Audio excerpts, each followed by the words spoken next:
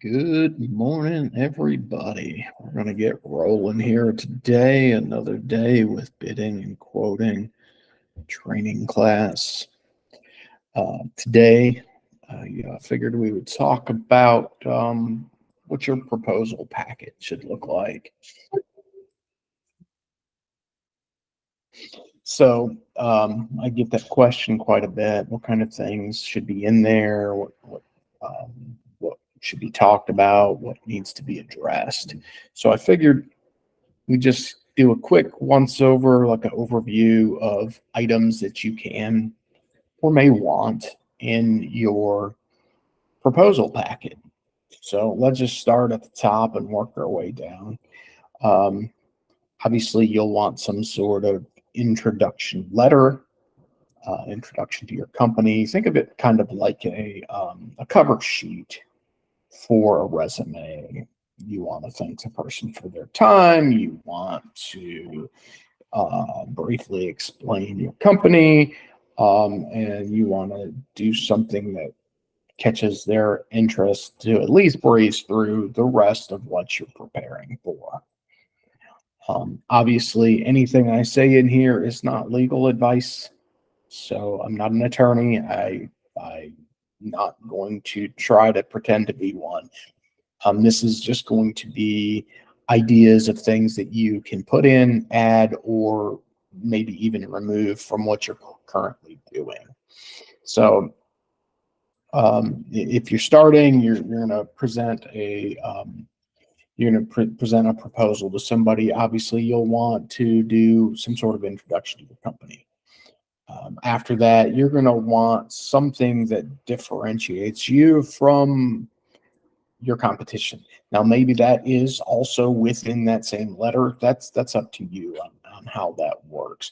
You want something that differentiates you from your competition. What makes you different? Why should they pick you over somebody else? What does your company do that's completely different or different than other people, than other companies? What do you know about their pain point that you fix? So you put that out there and you just let them know, hey, here's one of the benefits or a few of the benefits of working with us. Um, Next thing you'll want to make sure that you have in there is what areas that you're actually cleaning, what's involved and not involved in your thing. So let's say you're cleaning a medical facility. You may say it covers all of these areas, but it doesn't cover red bags. We don't remove red bags, or we don't remove sharps, or we don't do this. These are things that you can say, this we do, this we don't do, and it's all within the scope. And the reason you want to have some sort of detail is when you hand it off. Let's say you hand it off to an operations person, or you get a new person in. Instead of having to hold their hand for every account by walking through everything, you don't have to do that. They can easily pull a file and look. If a company, let's say the company you're working for gets a new manager and you have a new operations manager, and they both come in there, and this person at your company's saying, hey, we're not getting cleaned, this is being missed, and they can pull the file and clearly see that it's not, then you've got your I's dotted and your T's crossed as far as that particular thing. Obviously, you'll want some sort of service agreement, what you do, what you expect from the customer, what they can expect from you, what you can expect from them, how you expect to be paid, when you expect to be paid. You'll want your scope of work, what's going to be done, and on what frequency is it going to be done. Obviously, if you're offering any other services, you can put that in there as an additional exhibit within your proposal. If you have multiple options within your scope of work, you can put your pricing structure in there. ABC, good, better, best, however you want to put it, you just list it out in there as well. Another thing that you'll probably want to think about putting in there is your W-9. It's one less thing they're going to have to ask for. And if you close the contract, you're going to need to give it to them anyway. So what's better is be preemptive. Give it to them, boom, done. Along that same lines, if you want, you can add your insurance certificate to that packet as well.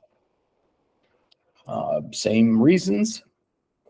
Some other things you can look at adding in there. You could add maybe a page of references or customers that you are cleaning for, so they can see, they can either call or see what's going on. You may add other things about your team or your company. You may add things about emergency responses or how you handle things. You can add all sorts of things to that. But what you want to start with is at least a basic where every proposal that you send out has an outline and structure to it, so that you're not just going all crazy on it every time that you get a bid. You have a specific structure and a specific order that everything goes into play, and nothing's left out. So that's a basic rundown of what your proposal packet should look like. Obviously, deeper in depth of those things we could definitely get. We've talked a little bit about what your introduction letter should look like, how you should separate yourself from your competitors. We've talked about in things included, things not included. What about in the service agreement? What kind of things should be in that? So we briefly touched on it. Excuse me. We briefly touched on it, right? That it how you expect to be paid, what the customer can expect from you, what you can expect from the customer. We briefly talked about all those things, but if you really want to dig deeper, there's a handful of things you want to make sure is in there. You want to make sure you have who the agreement's with and for. You want to make sure that the person that's signing it can actually bind the company to you. You want to make sure you address the business location, your scope of work, scope of services, how they will be addressed in there, the time and days of your performance. You want to include what charges are included, and if there's any additional charges, that it's specifically spelled out that there's difference in pricing, right? So a good example of this is consumable products. Most of us don't purchase that on our own dime for customers. So what does that look like? Well, the prices within this cover all the chemicals and equipment necessary to clean, but consumables are an extra charge if you want us to purchase them. Right? You may want to cover who you allow in the building. If your employees are background checked, say it. If whatever things in there, whoever you allow into the building, be specific so there's no confusion.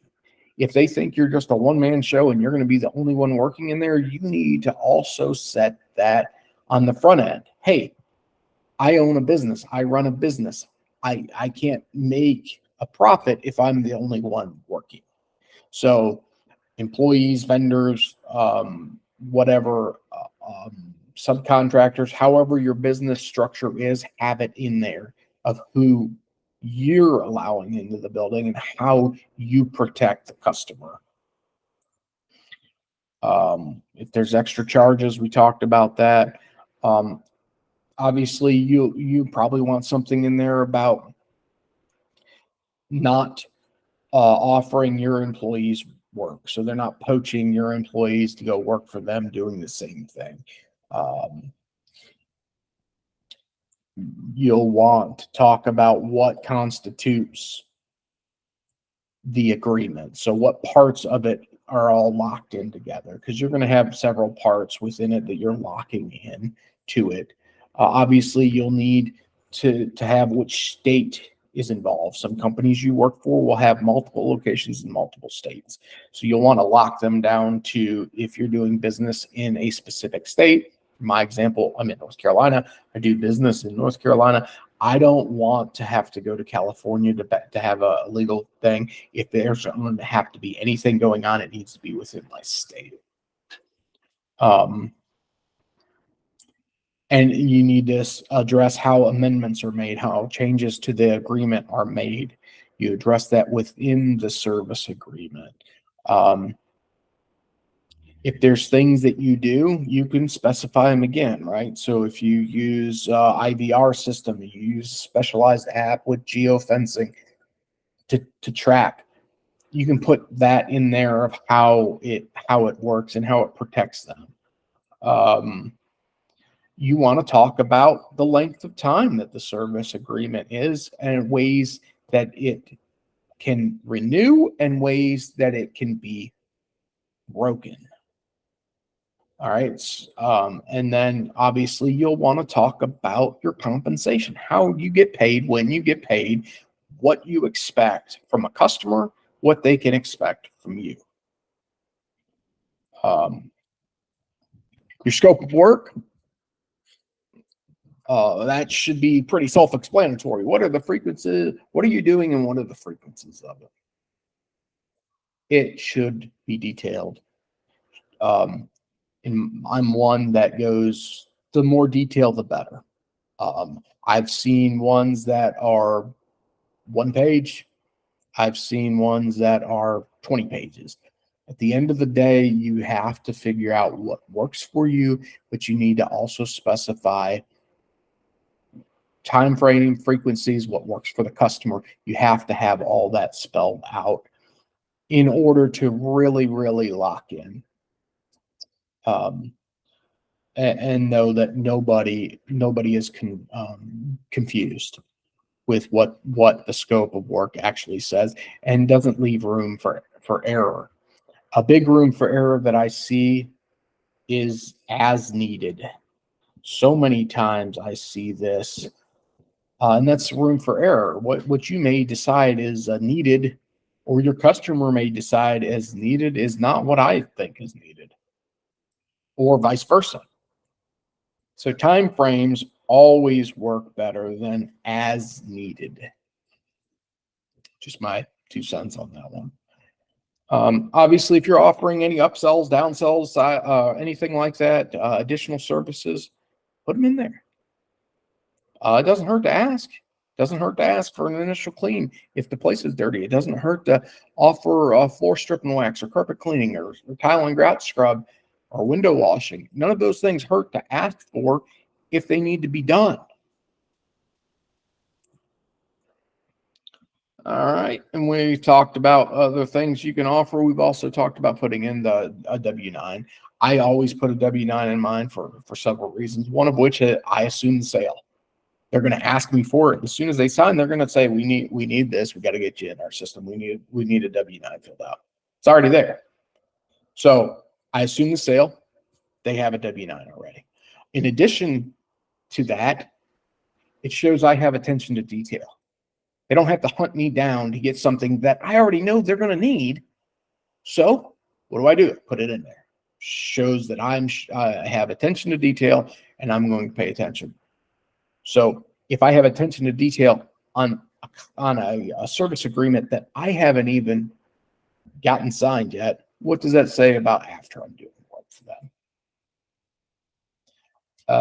Same with your insurance certificate. And then you may or may not want to put references or companies you deal with or do business with. You can or can't. That kind of goes with whatever you feel like is best. Obviously, if you're still deciding, if they're still deciding, then it may be good to have one more thing that they can see that you've covered. They can call. They can figure out whether they want to do business with you. So that's kind of just my quick rundown of what kind of things you should have into your proposal packet. I'm going to turn this over, see if anybody else has any questions. Anything, we can look in the comments. You can raise your hand. You can jump on here. All right. Doesn't look like we have any other questions. So it looks like we're going to have a fairly brief call today, which is fine. Next week, well, before we talk about next week, if you have any specialized knowledge in stripping, waxing, carpet cleaning, window cleaning, specialized knowledge on specific machines, within those things, auto scrubbers, truck mount systems, portables, CRBs, OPs, any of those, I want to have an actual conversation where we can get you on here and we can talk with others about specific machines so that people can make a more educated decision on what they're going to buy, what they're going to add to their arsenal. So if you have any of this specialized knowledge, reach out to me by email, preferably, so we can schedule a time. We can actually have kind of a one-on-one back and forth where we can talk about some of these benefits and drawbacks of specific machines. So anyways, next week we'll probably touch base with maybe looking at our mock bid and seeing how reducing the scope or the frequencies, how that changes the bid time as far as hours. So we'll probably touch on that again next week. But until then, take a look at your service agreement, take a look at your proposal process, see what you're doing right, see what you can add to it. And if you have any questions, always reach out, email, or hit me up in the Slack channel.